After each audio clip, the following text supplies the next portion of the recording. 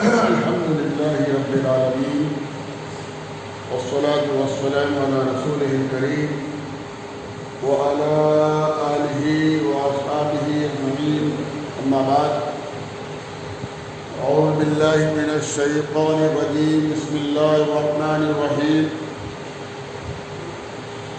لن ينال الله لحومها ولا دماؤها ولكن يناله التقوى منكم صدق الله العظيم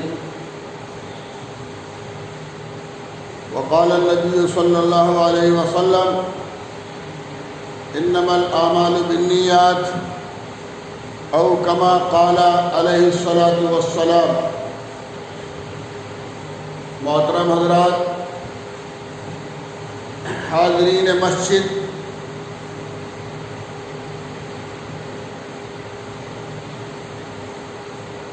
پرسوں 10 ذی الحجہ ہے، بقرہ عید کا دن ہے. بقرہ عید کے دنوں میں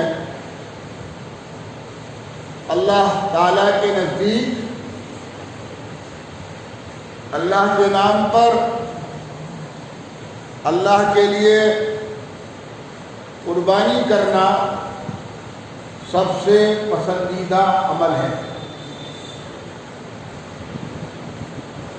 یہ بات یاد رکھنی چاہیے کہ ہر صاحب نصاب مسلمان، مرد ہو یا عورت، بالغ بچہ ہو یا بچی، جو صاحب نصاب ہے، 7.5 تولہ سونا یا 52.5 تولے چاندی یا ان دونوں میں سے ملا کر اس کے نصاب کے برابر روپیہ جس مسلمان کے پاس ہے اس پر قربانی فرض ہے. قربانی میں اور زکوٰۃ میں فرق یہ ہے، زکوٰۃ نصاب پر 1 سال پورا ہونے کے بعد فرض ہوتی ہے، اور قربانی اگر قربانی کے دنوں میں بھی کوئی صاحب نصاب ہو رہا ہے تب بھی قربانی فرض ہو جاتی ہے. اور اس میں بھی عام طور پہ بہت غلطی ہوتی ہے کہ ایک گھر میں ماں باپ ہیں، ان کی 4-5 اولاد ہیں، سب بالغ ہیں، سب برسر روزگار ہیں، یا بچیاں ہیں لیکن وہ اتنے زیور کی مالک ہیں جس سے وہ صاحب نصاب ہو جائیں. عام طور سے اس میں مسلمان غلطی کرتا ہے کہ گھر کے ایک مکھیا کی طرف سے قربانی ہو گئی وہ سب کے لیے کافی ہے. ایسا نہیں ہے. اگر باپ صاحب نصاب ہے اس پر قربانی الگ ہے، ماں صاحب نصاب ہے اس پر قربانی الگ ہے، اور جتنے بھی آپ کے بچے اور بچیاں صاحب نصاب ہیں ان پر قربانی الگ الگ ہے. سب کو اللہ کے لیے قربانی کرنی چاہیے. اور اس کے ساتھ ساتھ جو صاحب گنجائش لوگ ہیں انہیں ایک قربانی محسن انسانیت جناب محمد رسول اللہ صلی اللہ علیہ وسلم کی طرف سے بھی کرنی چاہیے. یہ بات عام طور پہ سب کو پتہ ہے، میں نے بھی تم کو دوہرا دیا تاکہ دل و دماغ میں بیٹھ جائے. اب ایک قربانی کے دنوں میں ایک ذمہ داری ہمارے اوپر بحیثیت مسلمان ہونے کے بھی اور بحیثیت ملک کے شہری ہونے کی بھی آئی ہوتی ہے.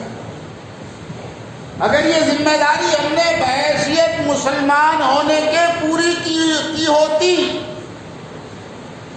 تو شاید حکومتوں کو ہمیں متوجہ کرنے کی ضرورت نہیں پڑتی. صفائی اسلام میں آدھا ایمان ہے. ایمان کی شرط ہے، لیکن ہائے افسوس وہ مسلمان کو جس کے مذہب میں صفائی ایمان کا حصہ ہے، وہ آج معاشرے میں سب سے گندی قوم ہے۔ اگر ہم نے اسلامی تعلیمات پر شروع سے عمل کیا ہوتا تو حکومتوں کو ہمیں کہنے کی ضرورت نہیں پڑتی کہ تم صفائی کا بھی اہتمام کرو۔ ہم لوگ جمعہ کی نماز کے لیے مسجد میں جمع ہیں، اب ہم سے تھوڑی کہا جائے گا بھائی نماز پڑھو، ہم تو نماز کے لیے پہلے سے موجود ہیں۔ جو نماز نہیں پڑھ رہے ان سے کہا جائے گا بھائی نماز پڑھو۔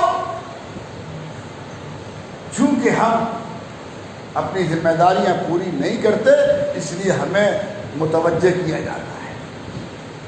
ہم جس ملک میں رہ رہے ہیں، ہم جس وطن میں رہتے ہیں، اگر ہم ایک ہیں تو 4 ہمارے برادران وطن ہیں۔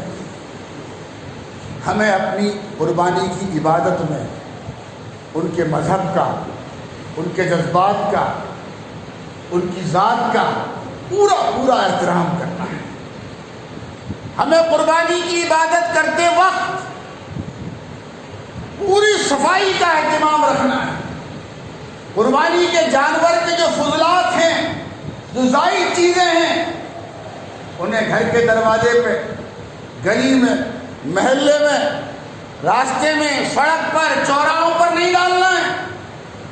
پلاسٹک کی تھیلی میں بند کروائیے۔ گھر گھر میں سواریاں ہیں، گھر گھر میں سواری کی سہولت ہے، سائیکل رکشے گھر گھر میں چل رہے ہیں، انہیں اس میں بند کیجئے، اور جہاں جہاں گورنمنٹ کی طرف سے انہیں ڈالنے کا انتظام ہے 4 قدم چل کر وہاں ڈالنے کا اہتمام کیجئے۔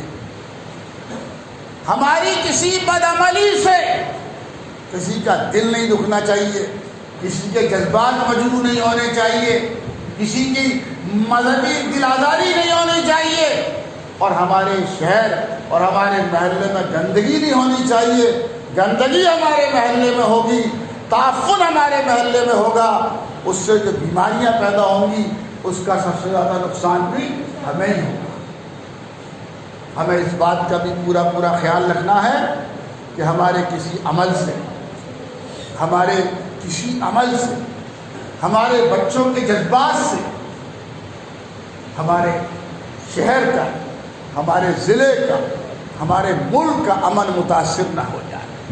اسلام تو نام ہی سلامتی کا ہے، اسلام تو نام ہی برداشت کرنے کا ہے، اسلام تو نام ہی اپنی خواہشات کو قربان کرنے کا ہے۔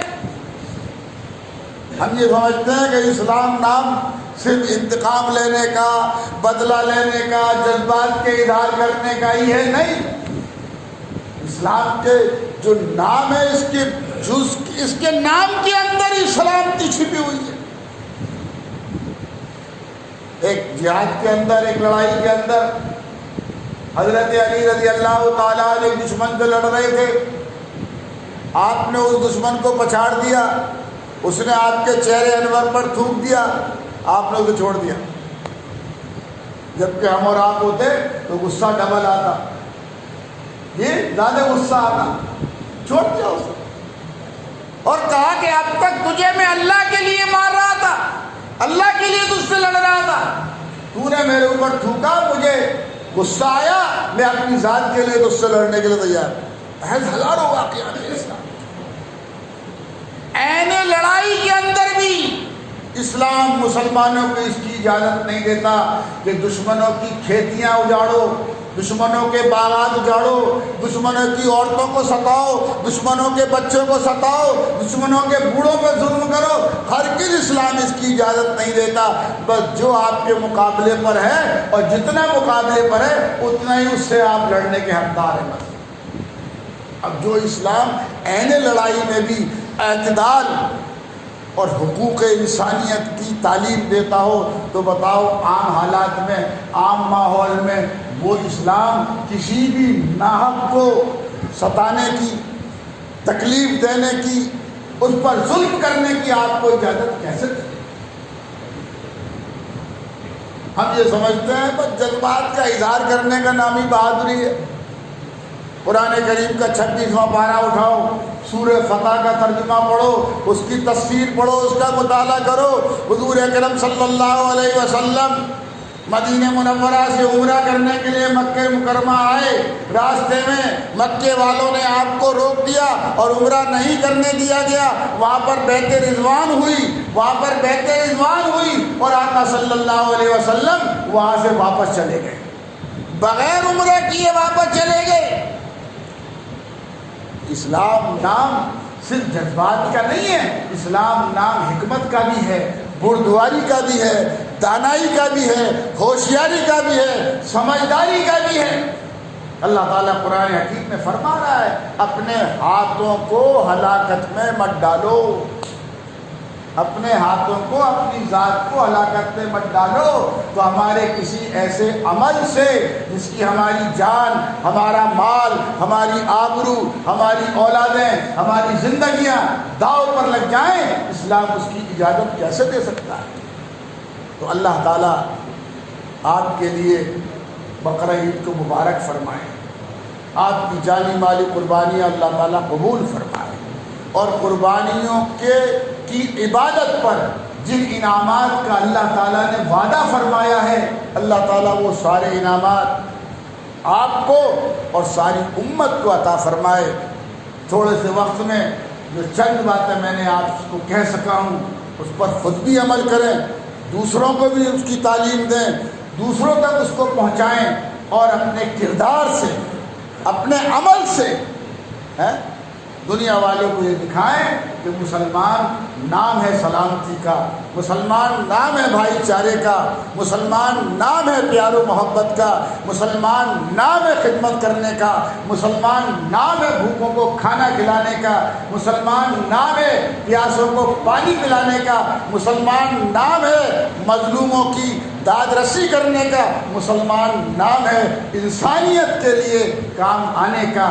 یہ اپنے کردار سے، اپنے عمل سے، اپنی ذات سے ان باتوں کو عام کرنے کی ضرورت ہے۔